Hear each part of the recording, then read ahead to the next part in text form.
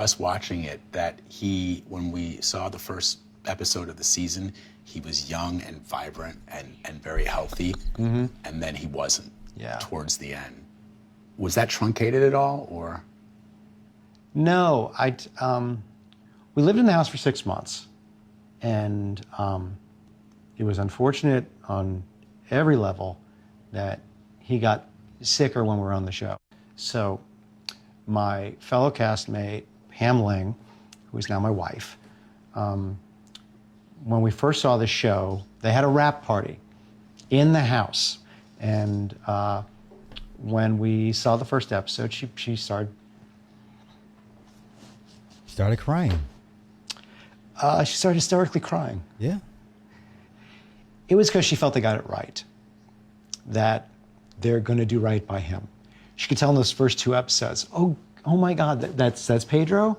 That's who he is. And, you know, he was here and he did it for all the right reasons. And people are going to see this. Talk to me about how, because it's been more than 30 years, but even as you pull these memories to the front to talk about them, it seems like it's still kind of raw for you.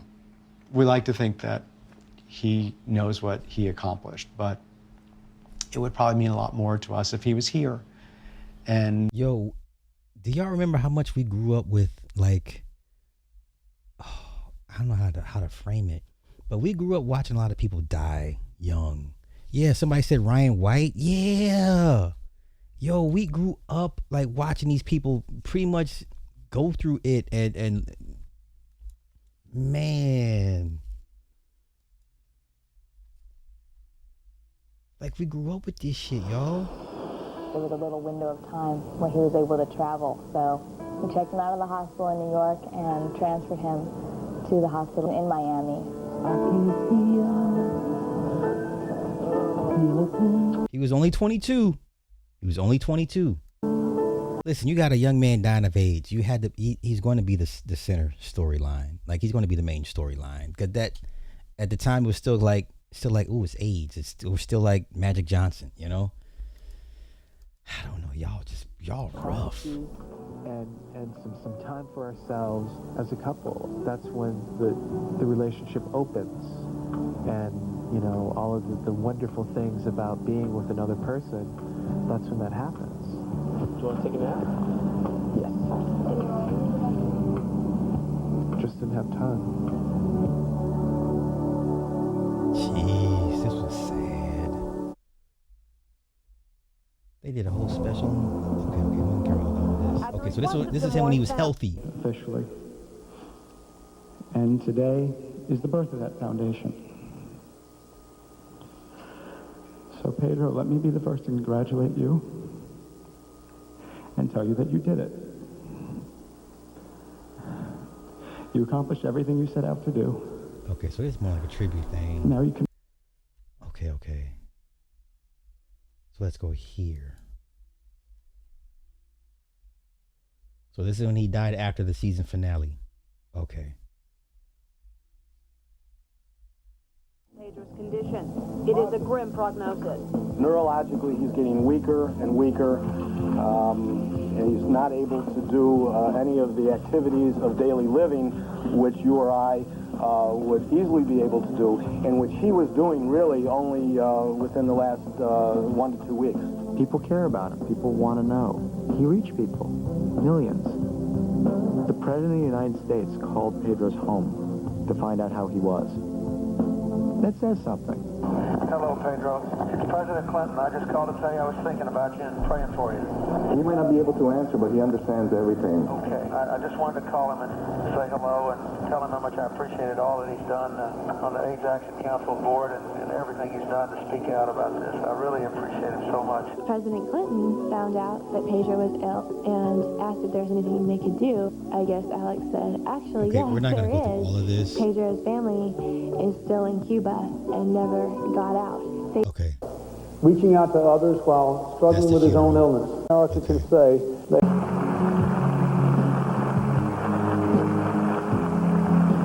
A couple of weeks ago, what I was gathered, so for coming out.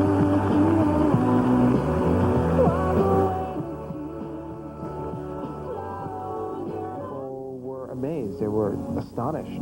Here's this person who can very easily bring you into his life. And his tenaciousness about the world.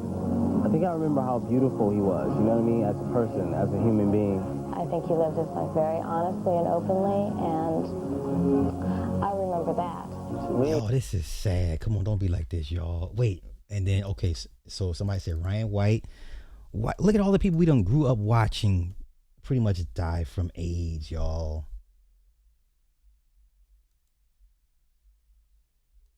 Yeah, man, listen. Ryan White. And then there's one more person I want to go over that was, I think had a pretty big impact. Yeah, he was 18. He had AIDS-related pneumonia. So when he died 1 month before he was supposed to graduate from high school, that's fucked up. He was hemophiliac, contracted HIV from a contaminated factor of blood. Ooh, wow. Okay. He was diagnosed in December 84, only initially given 6 months to live. Okay, they barred him from attending class. Listen, it was real back then. We went through some shit.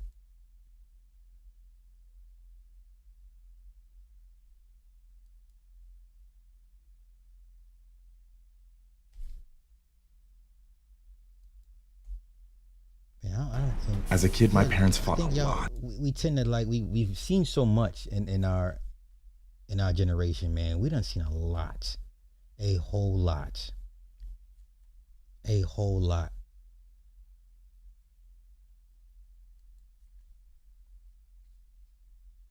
Every evening at 6, we share something impactful that took place on this day in history. We're looking back as we approach America's 250th birthday. On April 8, 1990, Ryan White, an 18-year-old from Kokomo, lost his battle with AIDS. Ryan's diagnosis in the 80s garnered national attention as he became a symbol in the fight against AIDS-related discrimination. After being barred from school, he attended classes via a telephone hookup. He died only a month before his high school graduation. A few months later, Congress passed the Ryan White Comprehensive AIDS Resources Emergency, or CARE Act. It's a program that still serves many people diagnosed with AIDS, inspired by a very brave teenager. Man, this was a big deal back in the day.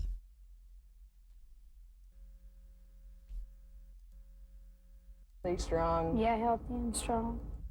13-year-old Ryan White first came into public view in the summer of 1985 when officials at Western Middle School, never realizing the furor their decision would cause, barred White from attending school, where it was feared the AIDS he had contracted from a blood transfusion might be spread to other students. What about the habit that children have of putting a pencil in their mouth, and then that pencil gets transferred to another child? Is that a potential way to transfer the disease? I don't know. I think he should be able to attend school. I just don't see any reason. Ryan wouldn't want to give it to anybody, but Ryan didn't want to get it either. When the two sides met at federal court in Indianapolis shortly thereafter, neither knew that a lengthy battle which would be laden with emotional controversy was beginning. Ryan's mother, Jeannie White, filed suit to get her son back in school, but a federal judge said the Whites must first exhaust all school appeal procedures before court action could be taken. You guarantee that my daughter will not get AIDS by helping. If you can't, then he shouldn't be in school. Parents opposed to Ryan's return to school began their own lobbying effort in an attempt to influence the school and courts. When the school year did begin on August 26, 1985, Ryan was still barred from class. But school officials made an attempt to make his homebound instruction more interesting. They provided Ryan with a speakerphone so that he could hear his class and participate by telephone. But the experiment was less than perfect. She's saying something. I can't even hear what she's saying. If she has any questions, I don't even know what she was saying. When Ryan wasn't studying, he spent 6 months talking about AIDS in such places as Italy, where he appeared on television, and in courtrooms where his fight continued. Finally, on one of the coldest days in 1986, Ryan braved a below-zero wind chill and headed to school for the first time in 14 months after the state agreed he had a right to an education in school. When his first day had ended, Ryan felt he had been accepted. Just like anybody else. You walk in, a lot of people say hi, and hello, how you doing? You know. But Ryan was wrong. 43% of the student body stayed away from school that day. Most were in court, where their protesting parents successfully got an injunction against Ryan. His return to school was short-lived. Now, to be fair, now we're looking at this as 40 and 50-year-old people. We would have been the same way with those parents. we would have been saying the same thing. Like, I don't want him in school next to my kid. So we would have been the same way. I don't fault the parents. You feel bad for Ryan, but you don't fault the parents. Only one day. Yeah, ain't nobody taking no chances back then. But just 2 months later, the tables turned again for the last time. A Clinton County judge cleared the way for Ryan's permanent return to school. Oh, it's great. It's really great. Is that right? Better should be. Ryan's battle in court was over, but his battle with his fatal disease was beginning to take its toll. Despite his apparent frailness and frequent bouts with infection, Ryan attended school as often as possible, cherishing the precedent-setting right he had won for himself and other victims of AIDS.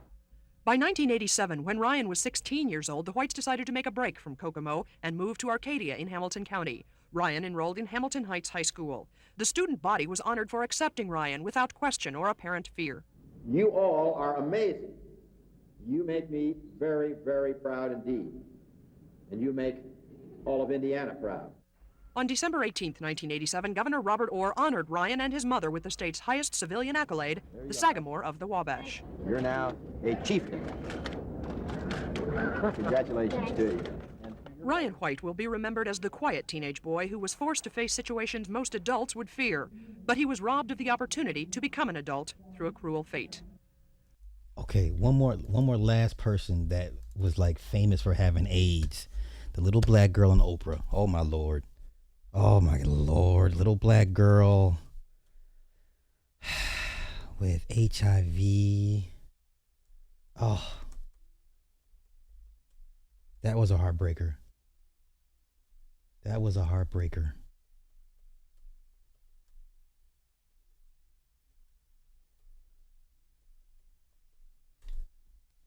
This is her Hadia. Oh yeah, watching this was terrible, y'all. We went through some shit. Terrible, y'all. We went through it. When I was born, I was HIV positive. And when I turned 5, I had symptoms of AIDS. I had fungus in my brain, blood infections, pneumonia. I went cold blue a couple of times. And that's when I was about 5, they said I was full-blown AIDS. And right now I'm doing really good. What's the hardest part for you, Hadia? Living with this disease? Basically, that's like when your friends die. Like?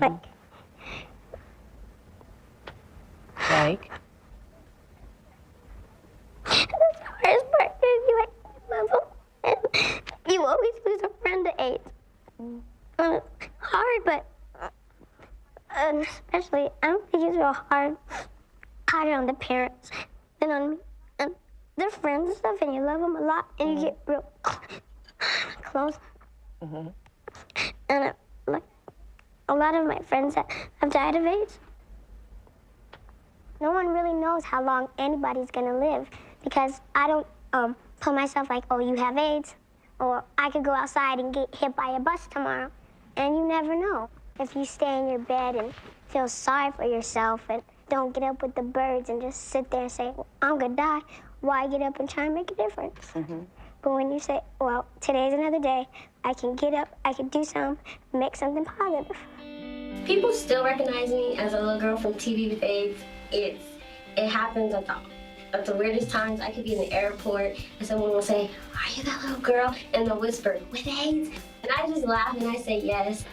Since I was on Oprah's show, I have been traveling around the world, spreading awareness about HIV AIDS, prevention. Wait, what did Kevin Gates say? Hey, wait. Kevin Gates was like, they got a pill for it now. Listen, all the emotional trauma we went through as teens. Is she still alive? Oh God, I hope she's alive. Please don't tell me she died. Hadia. Please be alive. Please, 'cause I don't think I can take it. Oh, she's still alive, y'all. No, she died. Oh, she died in 2024. She died in 2024. Oh no. Oh no. She died in 2024, y'all. Damn. She made it to 39. Damn.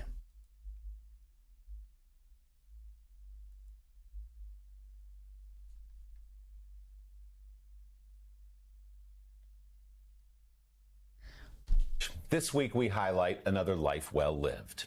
On June 14th, 1984, a baby was born at University Medical Center in Las Vegas and abandoned there by her mother.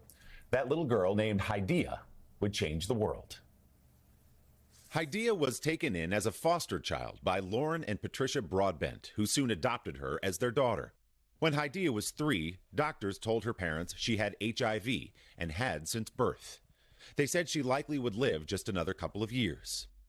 The Broadbents traveled to the National Institutes of Health in Maryland for the best treatment available at a time when HIV/AIDS was ravaging the country. The cocktail of drugs Hydea received there saved her life. She soon became a young activist, seeking to humanize and destigmatize HIV.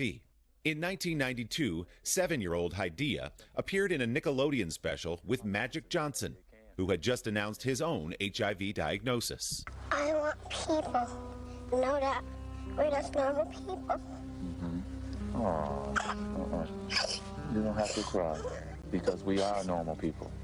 The disease kept Hydea out of school until 7th grade, even as she continued her activism, appearing on Oprah and speaking at the 1996 Republican National Convention at 12 years old. You can't crush my dreams. I am the future and I have AIDS.